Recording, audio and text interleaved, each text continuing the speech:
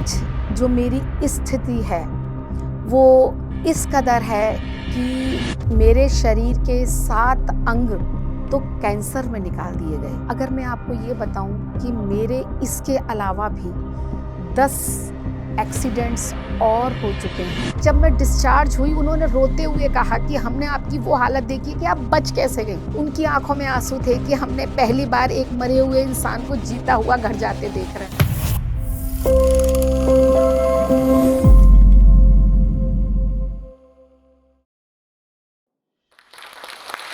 18 फरवरी 2005 को मैं एक बहुत अच्छा इंटरव्यू देके और बाज़ार से शॉपिंग करके अपनी एनिवर्सरी जो 2 दिन बाद थी, उसके लिए जब मैं घर आ रही थी तो बस में अचानक मेरे साड़ी का पल्लू कहीं फंसा और मैं बस के नीचे रगड़ती हुई गिरी और उसी बस के पिछले दोनों टायर मेरे उल्टे हाथ और उल्टे पैर के ऊपर से क्रश्ड होके निकल गए।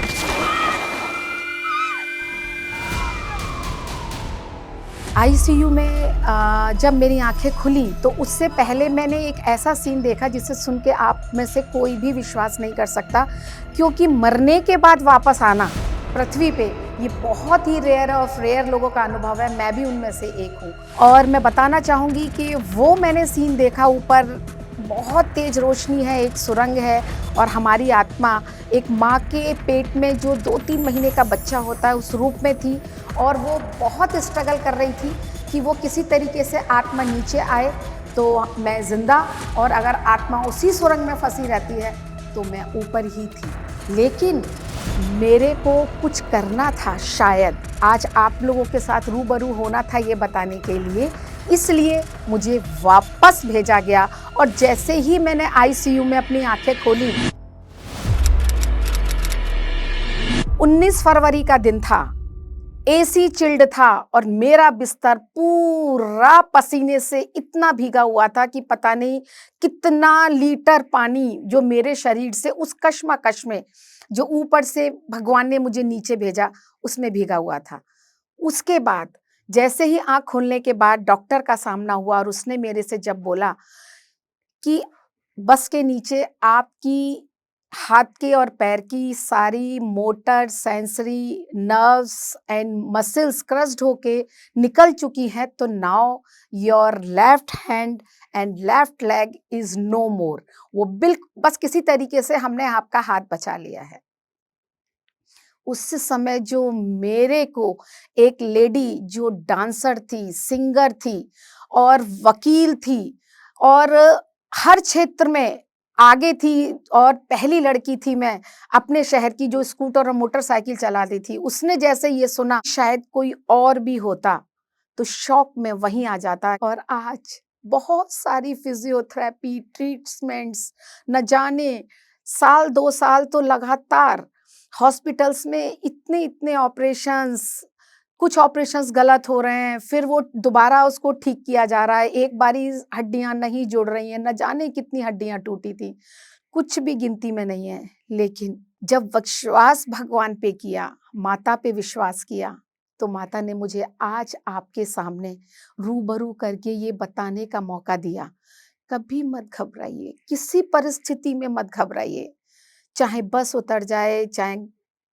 गिर के कुछ भी हो जाए, बड़े से बड़ा एक्सीडेंट, बड़े से बड़ी बीमारी, सब से आप ओवरकम कर सकते हो। जोश टॉक्स के दर्शकों, ये तो मैंने अभी सिर्फ आपको एक बीच की घटना बताई, एक एक्सीडेंट बताया। अगर मैं आपको ये बताऊं कि मेरे इसके अलावा भी 10 एक्सीडेंट्स और हो चुके हैं और आज जो मेरी स्थिति है वो इस कदर है कि मेरे शरीर के 7 अंग तो कैंसर में निकाल दिए गए मेरी जिंदगी बचाने के लिए।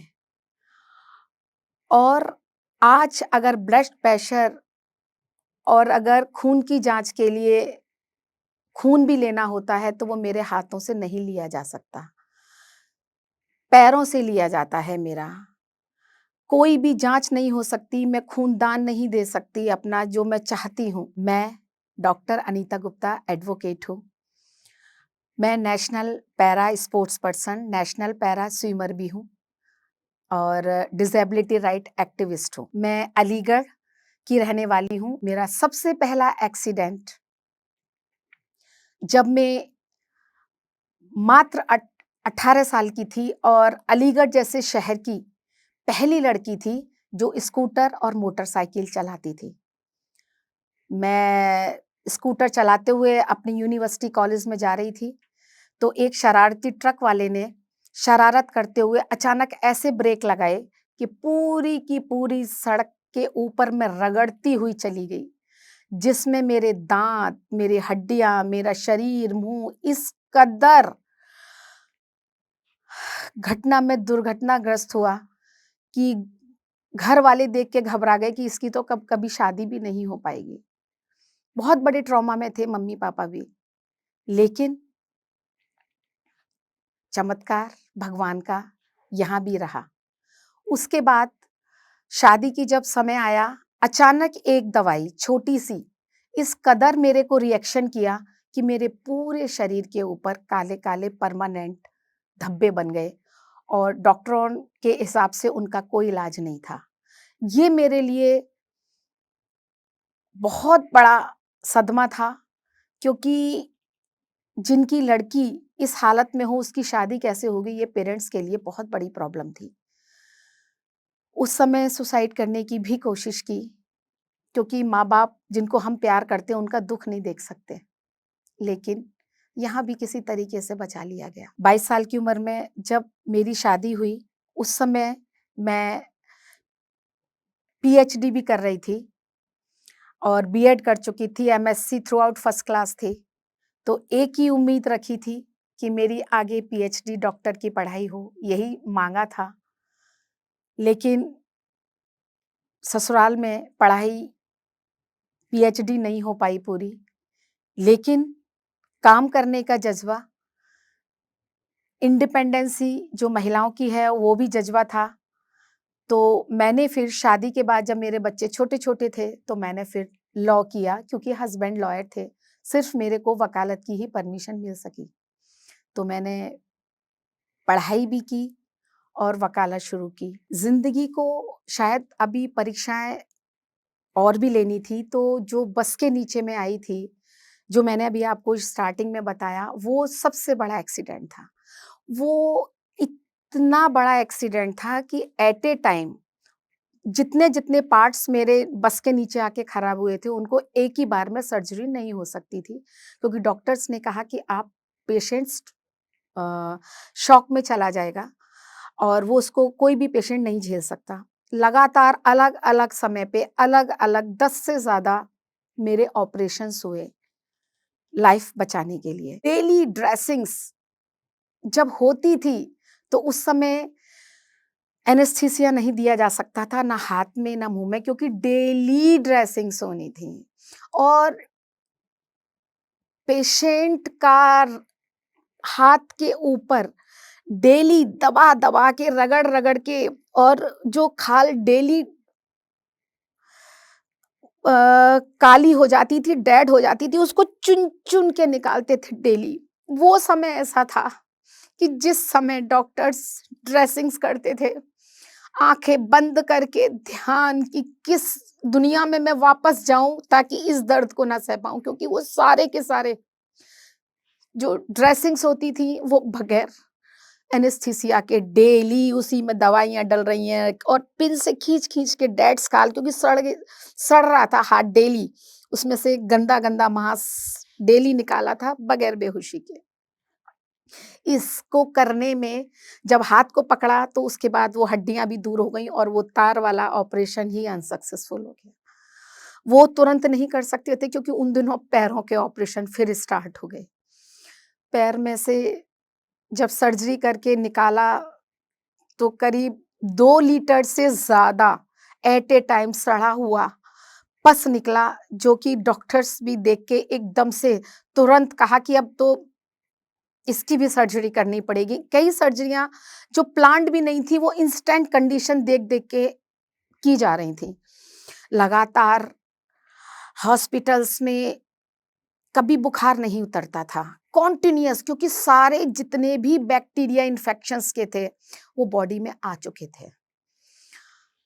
ये तो मुझे बाद में पता लगा जब जो नर्सें मेरे को देख रही थी, जब मैं डिस्चार्ज हुई, उन्होंने रोते हुए कहा कि हमने आपकी वो हालत देखी है कि आप बच कैसे गईं?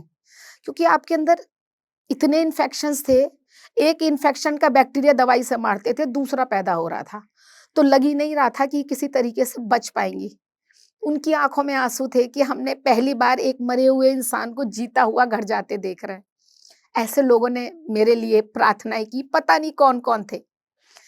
जब मेरे शरीर में न जाने कितने यूनिट खून चढ़ाया जा रहा था ज़िंदगी बचाने के लिए, तो मेरी उस समय भी यही इच्छा होती थी, मैं हर खून पे देखती थी कि हर धर्म का खून चाहिए मुझे, हर जाति का खून चाहिए मुझे, ताकि मेरा शरीर खुद उन लोगों के आशीर्वाद लेके ही शायद खड़ा हो पाए।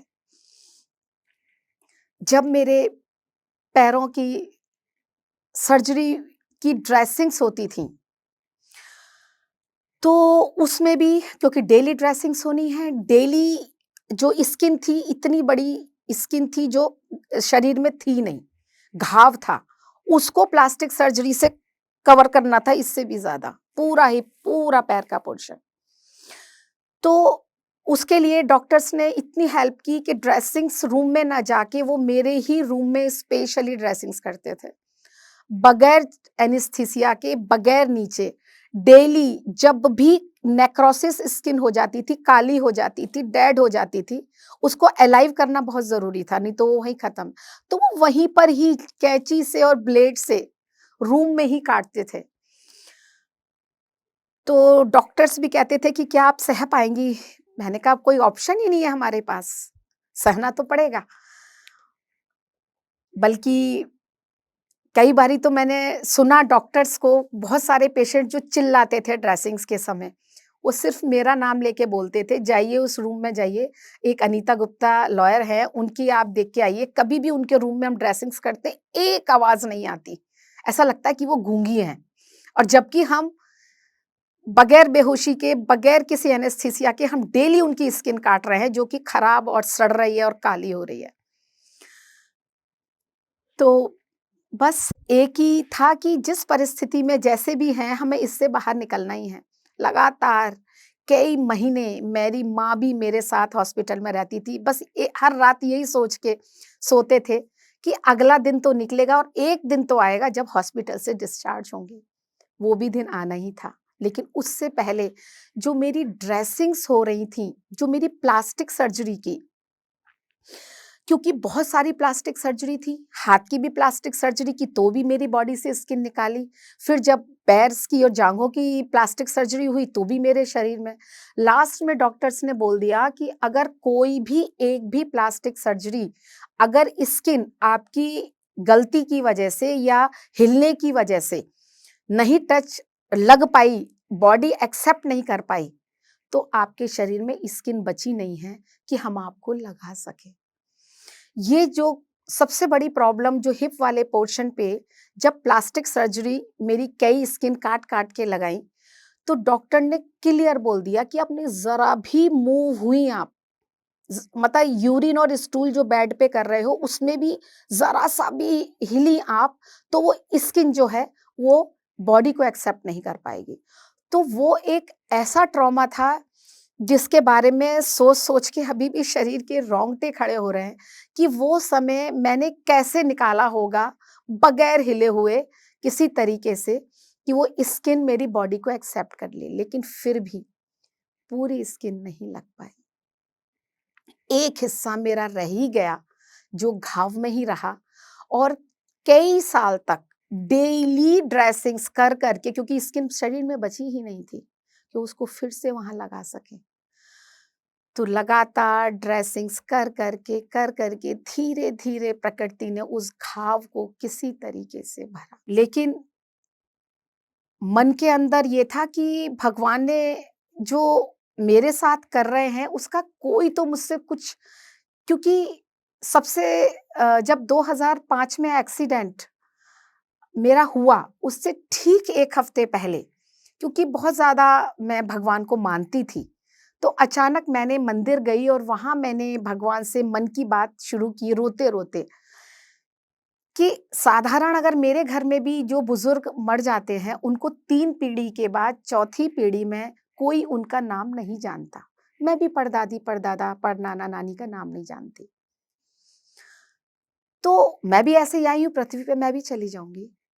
लेकिन मुझे लग रहा था कि नहीं, जो भी इस पृथ्वी पे आया है उसको कुछ अच्छा कर्म ना केवल अपने परिवार, उसको समाज के लिए कुछ ऐसा करके जाना है कि उसको जाने के बाद उसके घर वालों को उस पे गर्व रहे। मैंने शायद ऐसा भगवान से प्रार्थना की थी, इसीलिए मेरे शायद ये बस के नीचे आना और उसके बाद के एक्सीडेंट शायद होते रहे। तो उस समय भी मुझे यही लगता था हर बारी कि भगवान मेरी परीक्षा ही ले रहे हैं और इसीलिए मुझे शायद दोबारा भी ठीक कर देते हैं कि शायद मेरे द्वारा जो काम है वो अभी बाकी है और वो मुझे पूरा करना है। मुझे लगा कि खाली वकालत ही इसका ज़रिया नहीं हो सकती, क्योंकि वकालत में तो जो मेरे पास क्लाइंट आएगा, मैं उसी की ही मदद कर सकती हूँ। तो फिर मैंने माँ शक्ति एक अंतर्राष्ट्रीय संस्था की मैं फाउंडर प्रेसिडेंट बनी। ना केवल उसकी, न जाने कितनी और एनजीओज़ जिनमें मैं आज लीगल एडवाइज़र और प्रेसिडेंट कई पोस्ट पर रह के मैंने लोगों की हेल्प करने के लिए एनजीओ और ट्रस्ट जैसा रास्ता चुना, जिसके तहत मैं हर किसी की मदद कर सकती थी। मैंने फ्री लीगल असिस्टेंस किया, कानूनी सहायता दी और ये सेवा करनी किसी तरीके से फिर से शुरू की। लेकिन शायद भगवान को मेरी परीक्षा लेने का शायद अंत होगा ही नहीं, up to my last breath. Again 2022 में जब लास्ट स्टेज का ब्रेस्ट कैंसर डिटेक्ट हुआ, तो लिटरली मेरी बहनें रो-रो के कह रही थी कि दीदी तुम्हारे साथ ही ऐसा क्यों होता है? तब भी मैंने हँस के बोला, बेटा भगवान ने मेरी परीक्षा लेता है ना, मेरे को सेलेक्ट किया है उसने, इस लायक तो समझा। लेकिन देख, हर बारी परीक्षा भी लेता, परीक्षा में पास भी कराएगा। कोई बात नहीं, ये भी जो मेरी परीक्षा है इसमें भी मैं पास ज़रूर होंगी और कोशिश करूँगी। कैंसर में मेरे 7 बॉडी ऑर्गन्स निकालने पड़े ज़िंदगी बचाने के लिए और पूरी जर्नी में, चाहे वो कीमो हो, चाहे रेडियो हो, चाहे सर्जरी हो, मैंने कभी भी नहीं रुकी मैं, क्योंकि अगर मैं रुकूँगी और सोचूँगी, तो मुझे अपने बारे में ही डर लगने लगेगा कि मैं अब कैसे कर पाऊँगी, मैं ऑलरेडी इतनी ट्रॉमा से गुज़र रही हूँ और ये कैंसर से कैसे निकलूँगी। लेकिन मैंने अपने माइंड को सिर्फ़ यही रीड किया कि तुम्हारी मेरी जो मंज़िल है, वो सिर्फ़ अगर मैं इसमें फँस गई, तो और महिलाओं को या और लोगों को कैंसर में ना फँसने दूँ। इस उद्देश्य के साथ मैंने और ज़्यादा माँ शक्ति के थ्रू हेल्थ कैंप्स और कैंसर अवेयरनेस लगाने शुरू किए कि शायद किसी को और को मैं बचाऊँ तो उसकी दुआओं से शायद मैं जल्दी ठीक हो जाऊँ। और लगातार मैंने काम कोई भी नहीं छोड़ा, परिवार वालों ने भी, मेरे बेटे-बहू ने भी बहुत सहयोग किया। मेरा साथ जाते थे, वो मेरे को लेके, उन्हें पता है मम्मी की कीमो हुई है, बॉडी में स्टैमिना नहीं है, सर पे बाल नहीं है, विग ला के दिया, विग लगाया ताकि मैं बाहर निकल के काम कर सकूं और लगातार करती रही। कैंसर में जब सर्जरी से एक रात पहले जब डॉक्टर्स प्लान कर रहे थे कि सर्जरी में बेहोश करने के लिए, क्योंकि मेरे हाथों से तो वो कर ही नहीं सकते थे कि ऑलरेडी एक्सीडेंटल थे, वहाँ पे कोई नली डाल के, कैनुला डाल के वो कोई भी सर्जरी और बेहोश और नहीं कर सकते थे। पैर का ऑप्शंस था, पैर में भी जब डॉक्टर्स को लगा कि पैर में भी बहुत मुश्किल है, नहीं लग पा रही थी, नलियाँ नहीं जा पा रही थी, तो उन्होंने यही कहा कि गर्दन में हम डालेंगे। वो बहुत पेनफुल और बहुत ही ज़्यादा मेरे लिए टेंशन का विषय था कि मैं कैसे ये सब सह पाऊँगी। डॉक्टर्स ने कहा कि आपको बहुत दर्द होगा बॉडी में, तो आजकल एक पेन आने लग गया है जिसमें पेन किलर डालते हैं। और उन्होंने मेरे हाथ में दिया और उन्होंने ये कहा मेरे को ऑपरेशन से पहले कि जैसे ही दर्द होगा, जब तक डॉक्टर आपके पास आएँगे, आप दर्द बियर नहीं कर पाएँगे क्योंकि ऑलरेडी आपकी एक्सीडेंटल बॉडी है। तो आप इस पेन को दबा दीजिएगा और आपका ऑटोमेटिकली आपका पेन किलर आपके बॉडी में चला जाएगा और आपको रिलैक्स मिल जाएगा। मैंने डॉक्टर से एक ही बात बोला, डॉक्टर साहब इतने बड़े दर्द को सहने के लिए मुझे कितना स्ट्रॉन्ग होना पड़ेगा, उसके लिए अगर मैंने पेन किलर का सहारा लिया, तो मैं शायद आगे की यात्रा पूरी नहीं कर पाऊँगी। और डॉक्टर्स को चैलेंज करके कहा डॉक्टर साहब मैं इस पेन किलर को यूज़ नहीं करूँगी क्योंकि मेरे साथ जो मेंटल स्ट्रेस है वो इतना है कि उससे मुझे बाहर निकलना है। ये बॉडी का जो पेन है ना, जो सर्जरी है, ये तो बहुत छोटी चीज़ है। और डॉक्टर्स भी शॉक्ड थे कि जब मेरे को रूम में शिफ्ट किया, तब तक मेरे पेन से एक ड्रॉप भी पेन किलर मैंने खुद अपनी बॉडी में नहीं लिया। क्योंकि इसके लिए हमें अपने ब्रेन को, मेरे को स्ट्रॉन्ग बनाना था कि मुझे शरीर से भी और मानसिक तकलीफों से लड़ने के लिए खुद को ही स्ट्रॉन्ग करना पड़ेगा। जिस तरीके से मैंने अपने आप को फिजिकल, डोमेस्टिक वायलेंस और कैंसर, बीमारी, एक्सीडेंटल्स चीज़ों से पॉजिटिव सोच के साथ अपने आप को बाहर निकाला, उसी तरीके से मेरे जीवन का यही उद्देश्य है कि जोश टॉक को देखने वाले दर्शकों, अगर आपके साथ कितनी भी बड़ा एक्सीडेंट हो जाए, कितनी भी बड़ी बीमारी हो जाए या कितने भी बड़ा आपके साथ डोमेस्टिक वायलेंस या किसी भी तरीके का परेशानी हो, आपने घबराना नहीं है क्योंकि कोई भी इस रास्ते पे इन तकलीफों में आपके साथ नहीं चल सकता। सिर्फ हमको अपने आप को स्ट्रॉन्ग करना है, अपने आप को आगे बढ़ाना है और हम अपनी परेशानी से खुद ही बाहर निकलेंगे और हमें निकलना ही होगा क्योंकि हमारा जो जन्म हुआ है, हर एक इंसान का एक उद्देश्य है। अपना उद्देश्य की प्राप्ति के लिए हमें ये छोटे-छोटे प्रॉब्लम्स के साथ, चाहे वो शारीरिक हो, मानसिक हो, बहुत जल्दी आगे निकलना है और अपने लक्ष्य तक ज़रूर पहुंचना है।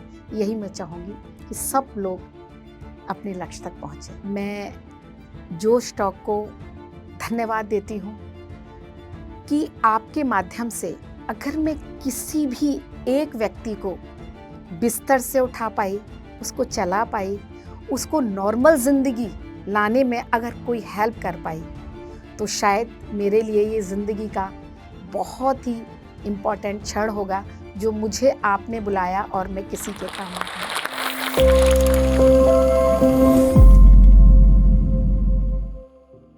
वसुधा का नेता कौन हुआ, भूखंड विजेता कौन हुआ, अतुलित यशक्रेता कौन हुआ, नवधर्म प्रणेता कौन हुआ, जिसने ना कभी आराम किया, विघ्नों में रहकर काम किया। रामधारी सिंह दिनकर की ये कविता अनीता जी की जिंदगी पर, कहानी पर कहीं ना कहीं सटीक बैठती है। अगर आपने ये कविता नहीं सुनी है तो ये तो सुनी होगी। कम ठोक ठेलता है जब नर, पर्वत के जाते पांव उखड़, मानव जब जोर लगाता है पत्थर पानी बन जाता है। अनीता जी की जिंदगी और उनके जीने का जज्बा हमें कहीं ना कहीं प्रेरणा देती है कि हम अपने ज़िंदगी को कैसे जी रहे हैं, उसको किस नज़रिए से देख रहे हैं। इतनी मुसीबतों के बाद भी आज वो हम सबके सामने जीती जागती और इस रूप में खड़ी हैं कि हमें उनसे शक्ति मिलती है, हमें उनसे प्रेरणा मिलती है। हमें उम्मीद है कि ये कहानी आपको बहुत पसंद आई होगी, क्योंकि इस कहानी को क्यूरेट करते वक्त, शूट करते वक्त न जाने कितनी बार हमारी आंखें नम हुई। अगर मैं आपको बताऊं तो इस कहानी को लगभग हमने 1 घंटे तक शूट किया। भले ये 20 मिनट की कहानी आप तक पहुंच रही है, लेकिन उस 1 घंटे में जो हमारी भावनाएं थी और जो उनकी भावनाएं थी वो शायद बताई नहीं जा सकती हैं। इस टॉक को क्यूरेट किया था मैंने, मेरा नाम श्रेया शर्मा है। इस टॉक को शूट किया है विशाल कपूर ने, इसको एडिट किया है राकिबुल ने और यूट्यूब के माध्यम से आप तक पहुंचा रहे हैं राहुल।